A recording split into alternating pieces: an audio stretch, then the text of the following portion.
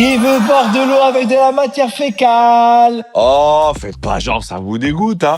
Parce qu'aujourd'hui, boire certaines eaux ou boire l'eau de la bouteille qui se trouve dans les toilettes d'un rebeu, c'est pareil. Parce que oui, hein, ça fait plusieurs années que des entreprises qui produisent de l'eau font des dingueries et l'Élysée était au courant. Et du coup, on va voir hein, pourquoi Jean-Claude Van Damme, au lieu de dire « J'adore l'eau, dans 20-30 ans, il n'y en aura plus », il aurait dû dire « J'adore la santé, dans 20-30 ans, il n'y en aura plus ». On est là, tranquille, on fait notre vie, hein, sans se rendre compte que le produit le plus important pour nous n'est pas aussi net qu'il n'y paraît. Je vous jure, quand on dit « méfiez-vous de l'eau qui dort », ce n'est pas qu'une expression. Il faut vraiment se méfier de l'eau qui dort. T'as des marques comme Vittel, Contrex ou Perrier Qui se disent totalement naturelles.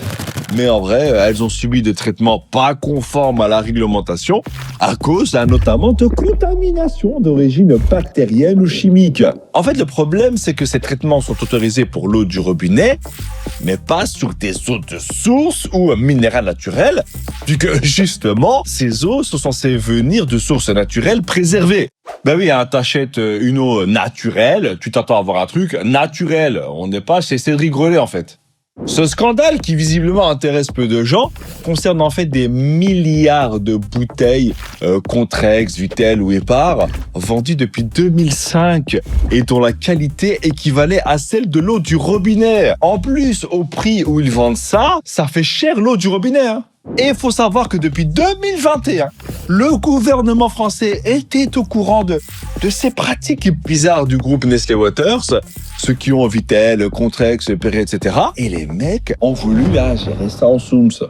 Dis-toi que selon une enquête de France Info et du Monde, au plus haut niveau de l'État, on a laissé faire pour permettre à Nestlé de continuer d'exploiter plusieurs de leurs sites au lieu de les fermer tout en utilisant des microfiltres interdits depuis 15 ans. Et il faut savoir que selon l'ONG Foodwatch, aucune information n'a été communiquée aux consommateurs, ni par Nestlé, ni par les autorités.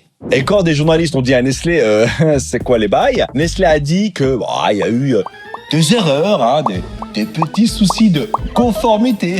Mais non, frérot, ce ne sont pas des erreurs.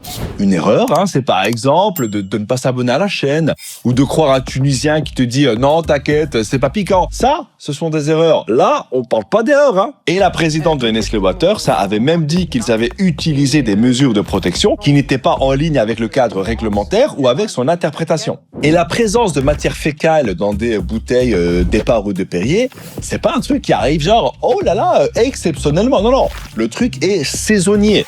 Ouais, hein, t'as les pommes en hiver, les oranges en été et la matière fécale en automne.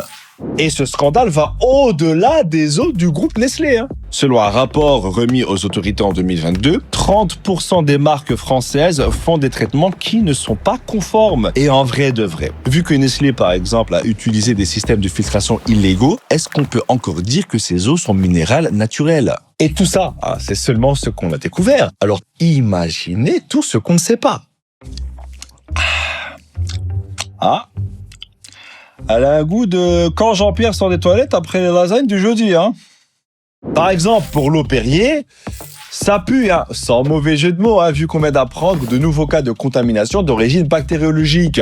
Le préfet du Gard doit décider s'il autorise Nestlé à poursuivre l'exploitation de la source. Et là, des milliers de salariés risquent de perdre leur job. Donc, en gros, ils hésitent entre laisser les gens boire de l'eau avec de la matière fécale et mettre les employés de Perrier dans la merde. Sans mauvais jeu de mots. Dites-vous qu'en 2023, la Direction Générale de la Santé avait demandé que Perrier arrête d'exploiter son site pour raisons sanitaires. Mais les autorités ont donné leur accord pour que l'entreprise continue de vendre ses bouteilles tout en utilisant des microfiltrations non conformes, histoire de ne pas virer des salariés. Et nous, on fait quoi maintenant ? Aujourd'hui, je sais même pas vous dire c'est quoi le pire entre fumer une cigarette et boire de l'eau en bouteille. Du coup, avec tout ça, j'ai une question. Que pensez-vous de ce scandale? Vous mettez ça en commentaire et on se donne rendez-vous la semaine prochaine. Ciao. Attends. Si t'as kiffé cette vidéo, regarde-en une autre. Mais si t'as vraiment kiffé cette vidéo, abonne-toi à la chaîne. Et tous les noms qui apparaissent là, c'est pas juste pour faire joli. C'est toutes les personnes qui travaillent sur l'émission. C'est tous des gens bien. À part un qui me donne 5 euros, mais ça, c'est un autre débat. Allez, vas-y, regarde une autre vidéo. Fais-toi plaisir.